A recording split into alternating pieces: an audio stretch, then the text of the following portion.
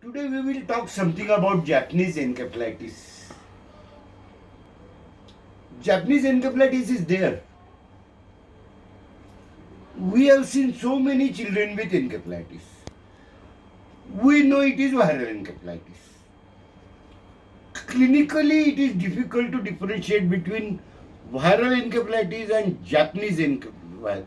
But Japanese encephalitis is also a virus. But if you study in detail, there are some points you can differentiate. Basically, it is a RNA virus. Clinical cardinal point in Japanese encephalitis is changing clinical neurological signs. Normally in encephalitis, loss of consciousness or neurological signs may be there, convulsions, exaggerated reflexes or hyporeflexia or upgoing planters or zero reflexes depending on severity of encephalitis. But generally all the patients we see either recover or deteriorate. Uphill or downhill. Japanese encephalitis has changing neurological signs that differentiates it from other viral encephalitis. So we have to pick up this point that we have admitted a child with encephalitis.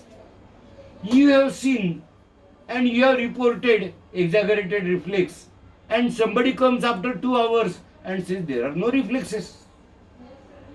Somebody comes after 2 hours and then says yes, reflexes are exaggerated. But it is possible that all are right because it is a changing neurological signs. There is proteinuria in Japanese encephalitis. It is supposed to be due to capillary permeability. But we have not read any other encephalitis having proteinuria. So when we are managing a child with encephalitis, it's worth finding out whether there is proteinuria or not. If it is proteinuria with changing neurological signs, then we can go for serology and find out whether Japanese encephalitis virus is there. The diagnosis is by PCR. 40% children die. 40% children have sequelae. So morbidity and mortality is too high, 80%. Vaccine is available. 2 doses are given, more than 1 year,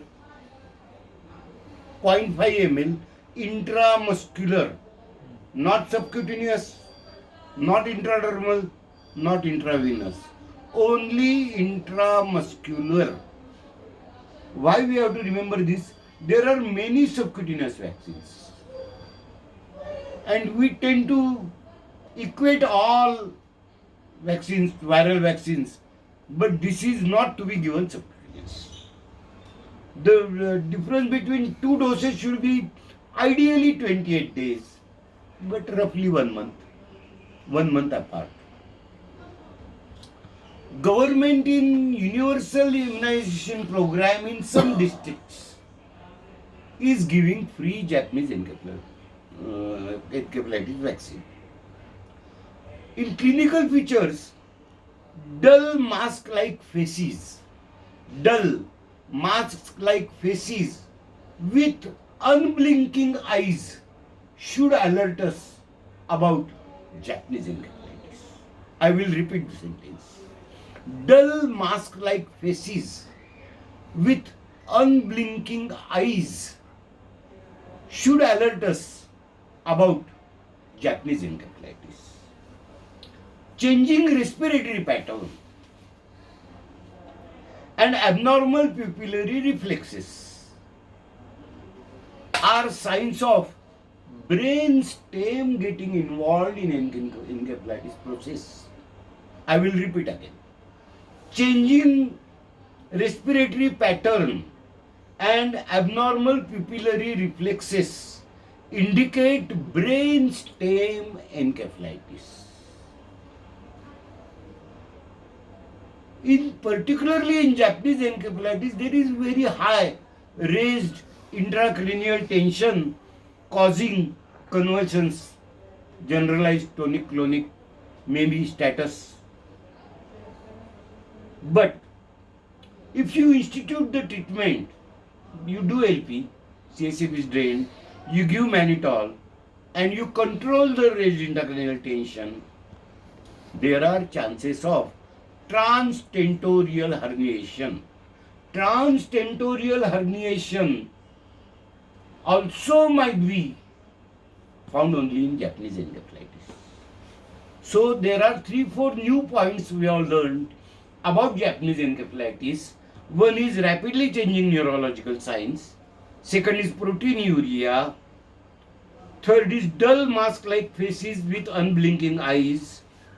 Brain stem encephalitis indicated by changing respiratory pattern and abnormal pupillary reflex. And lastly, transtentorial herniation. Thank you.